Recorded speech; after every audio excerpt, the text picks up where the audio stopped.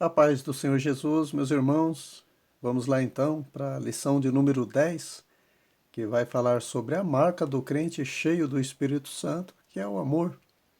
Ainda que esse título não complementa, mas esse amor não diz respeito ao amor natural, aquele que qualquer ser humano tem por alguém, mas ao amor ágape, o amor de Deus que está derramado em nossos corações pelo Espírito Santo que nos foi dado ao recebermos Jesus como Salvador e Senhor. E não é difícil perceber isso porque Paulo disse em 1 Coríntios, capítulo 13, versículo 7, que o amor tudo suporta, e o amor natural não suporta tudo. Ele suporta só até um pisão no calo, né? A partir dali acabou o amor.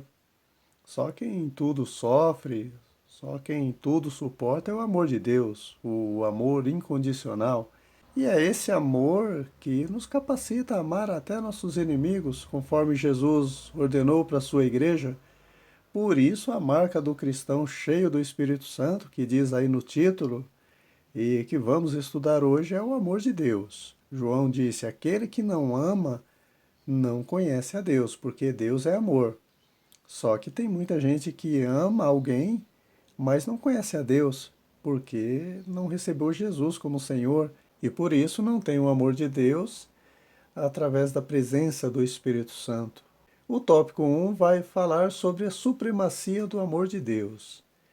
Supremacia diz respeito a algo ou alguém que está acima de tudo ou de todos, né? Então, o amor de Deus, ele está acima, inclusive, de todos os demais níveis de amor de um pai para com o filho, porque esse amor é condicional, né? É só até um exame de DNA comprovar que o pai não é o pai, ou de um cônjuge, né? Que muitas vezes, claro, não generalizando, mas muitas vezes está ali só até surgirem os problemas, como no caso de Adão e Eva, aí se esquecem que são ambos uma só carne. Enfim, o amor de Deus ele está acima de qualquer outro. Ele capacita um marido a amar a esposa como Cristo amou a igreja, com todos os seus defeitos ou imperfeições, que normalmente só se percebe após o casamento. E apesar de não constar em nenhuma das três listas de dons do apóstolo Paulo, os dons espirituais, os de serviços e os ministeriais, o amor de Deus que está derramado na igreja é a maior de todas as virtudes do cristão, porque todos os demais dons passam. Havendo línguas, passará, havendo profecias, visões, ciência, né? Cessarão. Todos eles só permanecem até que Cristo volte, mas o amor de Deus, esse permanece para sempre, né? Justamente porque a fonte é um Deus que é amor e também é eterno. E essa virtude do amor é ofertada pelo Espírito Santo aos nossos corações somente através da fé em Jesus. Não existe outro meio pelo qual esse amor possa ser derramado em nossos corações. Por isso que Paulo diz que esse amor é o caminho excelente a ser seguido, né? Porque ele é incondicional. Interessante que Paulo não cita o amor nos capítulos 12 e 14 da primeira carta aos Coríntios, mas entre eles, né, no capítulo 13. Com isso a gente aprende algo muito precioso, né? Paulo nos ensina que fazer uma ponte aérea do capítulo 12 ao 14 é um trajeto mais rápido, né? Usufruir dos dons sem querer passar pelo caminho do amor não é um bom negócio. O excelente caminho é fazer o uso dos dons com amor, passando pelo amor. Perceba também que no capítulo 12, Paulo fala sobre a atuação dos dons, né, e seus propósitos. No capítulo 14, Paulo instrui a igreja alertando sobre os abusos dos dons. Ou seja, o contexto, a ênfase são os dons. O amor, estando entre esses capítulos, é como se ele estivesse sufocado pelos dons, como acontecia na igreja de Corinto. Todos fazendo uso dos dons de maneira desordenada e sem amor uns para com os outros. Irmãos, os dons é quem devem estar imersos no amor e não o amor sepultado entre os dons, né? Se você, por exemplo, jogar um pouco de água em uma peça cheia de detalhes, haverá muitos pontos dessa peça em que a água não vai preencher. Mas se você imergir essa peça num tanque cheio de água, todas as brechas serão preenchidas, não é assim? Com os dons imersos no amor de Deus também acontece isso. Não haverá espaço para as vanglórias, intrigas, dissensões, invejas ou coisas semelhantes como havia em Corinto, porque o amor de Deus completa tudo o que falta. Por isso que Paulo chama ele de o vínculo da perfeição, porque o amor tudo suporta, ele é sofredor, e por sinal essa é a primeira característica do amor, né? Ele é sofredor. Irmãos, essa expressão sofredor no grego significa tolerante, paciente, e é nesse mesmo sentido que Paulo disse para Timóteo: sofre as aflições como bom soldado de Jesus Cristo, com paciência, suportando, sendo tolerante. E isso é ser um bom soldado de Jesus Cristo.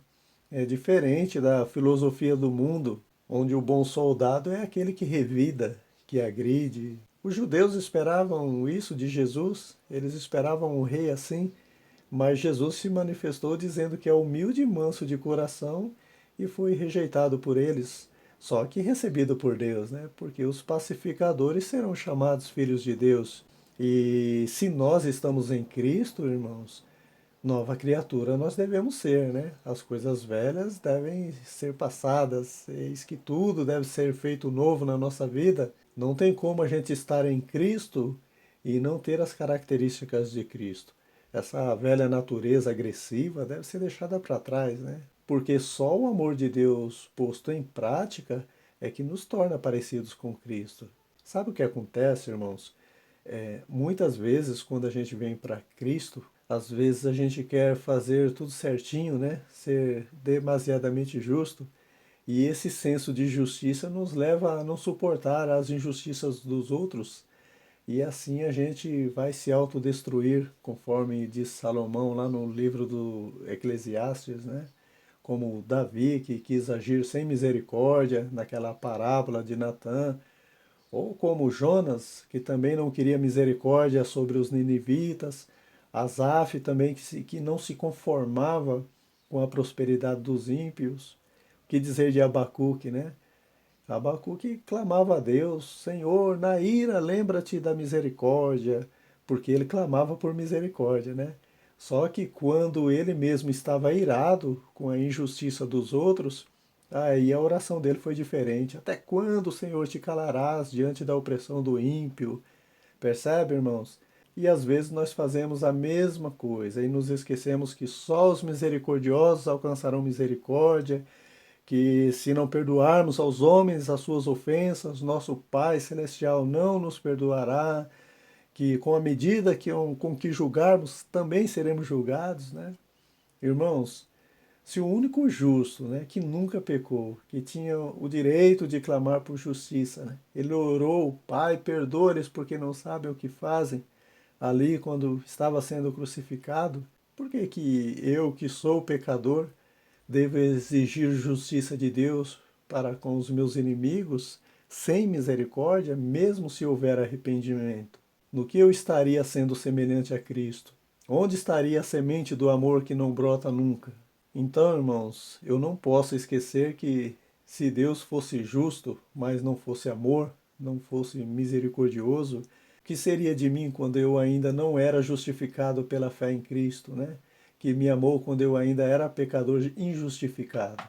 Então, diante de tudo isso, irmãos, a vida cristã deve ser repleta de amor. Vamos para o tópico 2, que vai apresentar o amor como a mais abrangente de todas as graças. Não é de toda a desgraça, irmãos, tá bom? Mas de todas as graças, a menos que esse amor seja dedicado ao dinheiro, às riquezas, como a igreja de Laodiceia. Aí sim, ele vai abranger toda a desgraça, né? E antes que alguém se escandalize, desgraça é alguém sem a graça de Deus, não é isso? Às vezes a pessoa controla a língua para não chamar ninguém de desgraçado, mas chama de sem graça e dá no mesmo. Então a gente precisa tomar cuidado porque o diabo sempre maqueia o pecado, né? Ele é especialista nisso. Mas vamos para o tópico, né? O amor de Deus é a mais abrangente de todas as graças. Irmãos, a graça da salvação, por exemplo, apesar de estar à disposição de todos, ela abrange somente os que crerem. Já o amor de Deus, ele abrange todos que estão ao redor daquele que retém esse amor. Todos que estão por perto de um crente amoroso são beneficiados de alguma forma, né? Porque apesar dele estar derramado em nossos corações, ou seja, no nosso interior, ele vai refletir em atitudes exteriores, porque do que há em abundância no coração, isso é que vai ser externado, né? Então, uma vez sendo manifesto, esse amor ele enriquece tanto os que o exalam quanto os que inalam seu aroma. Mas para exalar o amor de Deus é necessário se submeter à ação do Espírito Santo, né? Por ser ele a fonte desse amor. Por que que é bom observar isso, irmãos?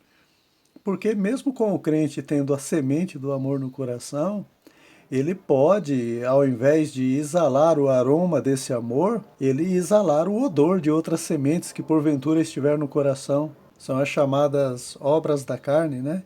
Então não podemos esquecer que assim como a semente do amor de Deus está derramada em nossos corações, a da ira, da inveja, da dissensão, da inimizade também estão na nossa carne desde que nascemos, tentando tomar conta do nosso coração.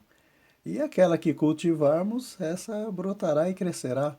Por isso que Paulo nos adverte, andai em espírito, né? Se submetam ao Espírito Santo e não cumprireis as obras da carne. Só assim o amor de Deus ele vai não só enriquecer a todos, mas também trazer edificação, porque ele é o selo de todos os dons que estudamos até agora. Paulo disse que ainda que eu falasse a língua dos homens e dos anjos, que eu profetizasse, que eu tivesse o dom da fé, os dons de serviços, a ponto de distribuir, né, uma fortuna aos pobres, ainda que eu tivesse todos os dons e não tivesse o amor, eu seria como um metal que soa ou o sino que tine, só faria barulho. Então devemos ser conduzidos pelo amor de Deus na busca dos demais dons, né? Assim não estaremos buscando nossos próprios interesses, mas beneficiar o próximo e dedicar a glória para Deus. E o mais importante, irmãos, é que esse amor ele vai permanecer mesmo após a consumação dos séculos. Agora, acontece muito do crente não conseguir viver esse amor nem aqui, principalmente quando ele deve ser em prol dos inimigos, daqueles que nos aborrecem, e mesmo tendo nós recebido Jesus e querendo obedecer, viver esse amor de Deus. Isso aconteceu com Pedro, que andava com Jesus para cima e para baixo e quis decepar a cabeça de um certo Malco, não foi? Ele só não conseguiu porque era ruim de pontaria, né? Também com Tiago e João, que desejavam consumir com fogo os samaritanos. Sabe por que que isso acontece, irmãos? Um filho, quando nasce, embora ele já tenha o DNA do pai desde o nascimento, ele precisa aprender com o pai, durante o seu crescimento, a aperfeiçoar a sua genética, né? Da mesma forma, quando nascemos de novo, nós já temos o DNA, o amor de Deus desde o novo nascimento, mas esse amor vai se mostrando aos poucos durante o crescimento espiritual, chamado santificação. O amor é o principal dos dons. E nós já vimos na lição anterior que aquele que tem o dom ministerial, ele ensina a igreja a usar os demais dons, inclusive o dom do amor. Quando Jesus diz: amai-vos uns aos outros como eu vos amei, amai a vossos inimigos, ele está despertando o dom que há nos seus discípulos, né? Irmãos, eu costumo comparar o amor de Deus com o sangue do corpo humano. Para o sangue se espalhar por todos os membros do corpo, é necessário o órgão mais importante do corpo, chamado coração, bater incessantemente, não é assim? O coração do corpo de Cristo, chamado igreja, é o pastor, né? Ou o líder espiritual. E esse amor só é despertado em todo o corpo de Cristo quando o líder bate, né? Quando ele repreende, corrige com amor constantemente nos cultos de ensino. Agora, se eu não quero apanhar, como eu vou aprender a pôr em prática o amor de Deus que está derramado em meu coração? Chegamos no tópico 3, que continua afirmando ser o amor o bem maior do cristão e a maior evidência de um crente cheio do Espírito Santo, não desmerecendo os dons espirituais, né, mas exaltando o dom do amor. Vimos nessa igreja de Corinto que nenhum dom faltava ali, exceto o amor. E uma igreja sem amor é uma igreja caída, prostrada. Ou seja, os dons espirituais edificam, a falta de amor derruba. Jesus disse para o pastor da igreja de Éfeso, lá no livro do Apocalipse: trabalhaste muito sem se cansar. Tenho, porém, contra ti que deixaste o primeiro amor. Lembra-te de onde caíste e arrependa-te. Porque como que um pastor, irmãos, o coração da igreja, sem amor, ele vai bombear o amor para os membros do corpo, né? Paulo tinha muito amor pelas igrejas, por isso que ele batia forte na igreja de Corinto, né? Para despertar o amor naquela igreja, já que, conforme vimos, o amor é o caminho mais excelente para se exercer todos os demais dons. Nenhum dom agirá com eficácia se não estiver alicerçado no amor.